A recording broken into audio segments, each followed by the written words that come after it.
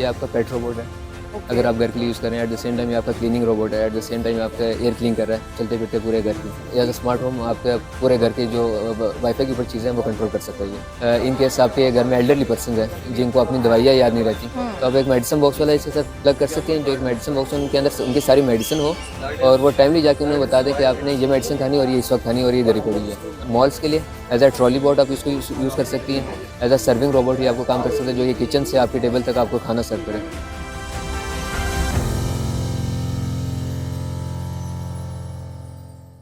Viewers, इस वक्त हमारे साथ अब्दुल बासित मौजूद हैं जो एनसीए के स्टूडेंट हैं और इन्होंने एक क्यूब रोबोट इजाद किया है जो ना सिर्फ आपके रोज़मर्रा के मामलात में आपकी मदद करेगा, बल्कि आप इसको अपनी ज़रूरत के मुताबिक ना सिर्फ नई शक्ल दे सकते हैं बल्कि नए काम भी इस रोबोट को असाइन कर सकते हैं। तो आइए चलते हैं, इनसे बात करते हैं और इनके प्रोजेक्ट के बारे में मजीद जानते हैं। अस्सलाम वालेकुम बासित। कैसे हैं आप? मैं बिल्कुल ठीक। मुझे ये बताओ सबसे पहले कि ये जो प्रोजेक्ट है इसका ख्याल कैसे आया और आपका ये जो प्रोजेक्ट है ये काम कैसे करता है? Modularity plug and play mechanism होता है, जिस तरह लेगो ब्रिक्स है हमारे पास। आपने सिंपली उनको प्लग एंड प्ले करना है तो आप उसे अपने अकॉर्डिंग कस्टमाइज़ कर सकते हैं। तो मेरा वहाँ से आइडिया था कि हम हर एक बंदे जैसे एक दूसरे से डिफरेंट है, हमारे घर बिल्कुल एक दूसरे से मुख्तलिफ है, यूजेज डिफरेंट है, तो हम एक ही चीज़ क्यों जाकर मार्केट में खरीद रहे हैं जो कि आपको भी वही मिल रही है, मुझे भी वही मिल रही है, हम उसको कस्टमाइज़ नहीं कर सकते। तो सेम प्रॉब्लम स्टेटमेंट को लेते हुए मैंने मॉड्यूलरिटी को रोबोट्स में ट्रांसलेट करने की कोशिश की कि जहाँ पे हर एक मॉड्यूल का अलग अलग फंक्शन हो, आपने सिंपली उसको प्लग एंड प्ले करना है और वो काम करने लग जाएगा। For example at the same time ये आपका पेट रोबोट है। अगर आप घर के लिए यूज़ कर रहे हैं, एट द सेम टाइम ये आपका क्लीनिंग रोबोट है, एट द सेम टाइम आपका एयर क्लीन कर रहा है चलते फिरते पूरे घर की। तो शॉर्टली आप कौन सा मॉड्यूल प्लग करें और वो क्या काम कर रहा है। अच्छा, मुझे ये बताएं कि ये जो रोबोट आपने बनाया है इसमें मटेरियल कौन सा इस्तेमाल हुआ है और किस टेक्नोलॉजी की बेस पे ये रोबोट काम करता है?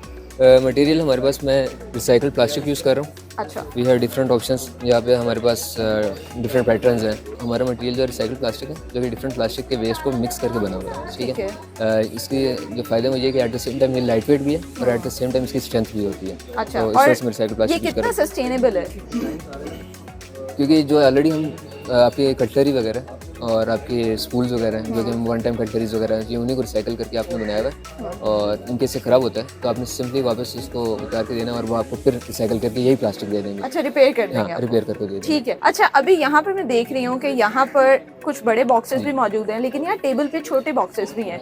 तो मुझे ये बताएं कि इसकी शेप जो है ये वेरी करती है, चेंज हो सकती है आपके अकॉर्डिंग? बिल्कुल चेंज हो सकती है, आपकी मर्जी है, आपने कौन से मॉडल्स को आपस में प्लग करती हैं, किस तरीके से प्लग करती हैं। आप इसका लेआउट अपने अकॉर्डिंग चेंज कर सकती हैं, क्योंकि इसी वजह से इसको मॉड्यूलर बनाया कि उसकी कंपैटिबिलिटी हर तरफ से हो। आपने सिंपली उसको प्लग करना हो, कोई भी साइड हो, और आप कोई फॉर्म देना चाह रहे हो वो भी कर सकते हैं। सिर्फ और सिर्फ एक्स एक्सिस पे आपके डायमेंशंस की लोग हैं, वाई एक्सिस और जी एक्सिस पे आप उसको एक्सटेंड कर सकते हैं शॉर्टली आपको कि आप उसको क्या फॉर्म दे रहे हैं। ठीक है। अगर हम इसके फीचर्स की या सेंसर्स की बात करें तो मुझे बताएं कि क्या क्या फीचर्स हैं और किस तरह के सेंसर्स इसके अंदर आपने इंस्टॉल किए हैं? मैं माइक्रो कंट्रोलर्स यूज़ कर रहा हूँ, सही है, जो कि आपस में थ्रू ब्लूटूथ एक दूसरे के साथ कम्युनिकेट करते हैं। हर एक मॉड्यूल के अंदर अलग अलग माइक्रो कंट्रोलर है। मेन जो कंट्रोलर है वो ब्रेन के अंदर है, जो कि इन सबको सिग्नल्स प्रोवाइड करता है कि आपने क्या काम करना है क्या नहीं करना।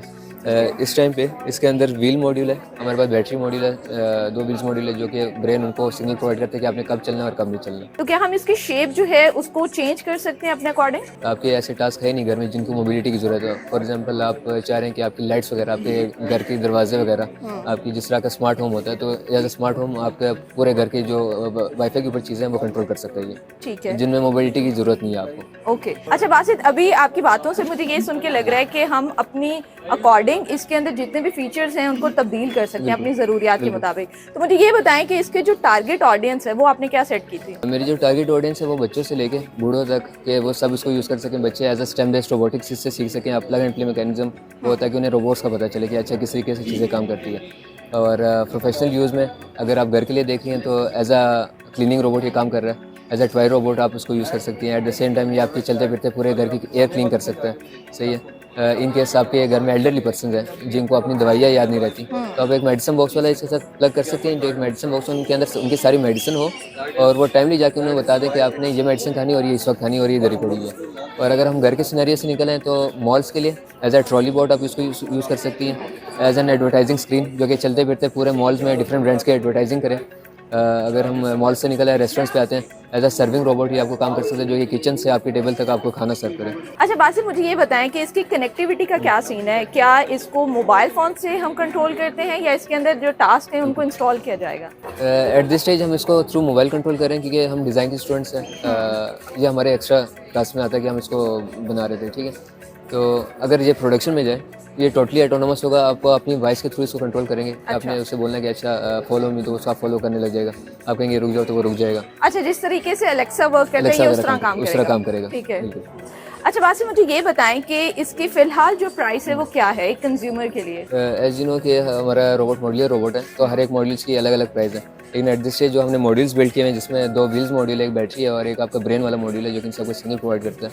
उसको हमने स्टार्टिंग किट ऐसे बनाया हुआ है, तो उसकी स्टार्टिंग किट की प्राइस है 150। अच्छा बासित, यहाँ पर कुछ चीज़ें मुझे नज़र आ रही हैं, मुझे ये बताएं एक तो ये क्या है और इसके साथ साथ ये 2 ब्लॉक्स आपस में कनेक्ट किस तरह से करते हैं? ये इसके इनिशियल प्रोटोटाइप्स बिल्ड किए थे मैंने अपनी अंडरस्टैंडिंग के लिए, कि जहाँ पे मैं देख सकूँ कि अच्छा इनकी कंपैटिबिलिटी आपस में हो भी रही है कि नहीं, एक दूसरे के साथ कनेक्ट किस तरह होंगे। तो ये हमारे स्टार्टिंग फेज के प्रोटोटाइप्स हैं, स्केल्ड मॉड्यूल्स, जो कि आपस में थ्रू ये कनेक्टर्स आपस में प्लग होते हैं, जो कि जिसका एक्चुअल साइज़ ये हाफ एक मॉड्यूल में इंसर्ट होता है, हाफ दूसरे मॉड्यूल में, और ये एक दूसरे को पावर ट्रांसफ़र करते हैं। एट द सेम टाइम ये स्ट्रेंथ भी प्रोवाइड करते हैं।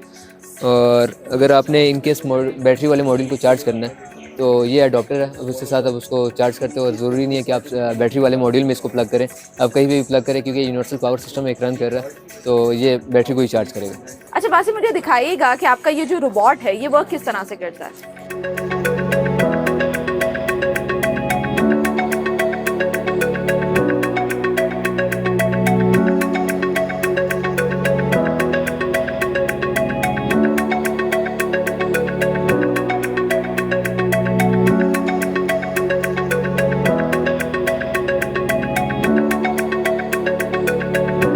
Thank you so much Basit for your time. Thank you so much. Viewers, Abdul Basit का ये क्यूब रोबोट जो है आर्ट और टेक्नोलॉजी को एक साथ पेश करने की बेहतरीन एग्जाम्पल है। इसी के साथ मुझे इजाज़त दीजिए और देखते रहिए वी वॉच।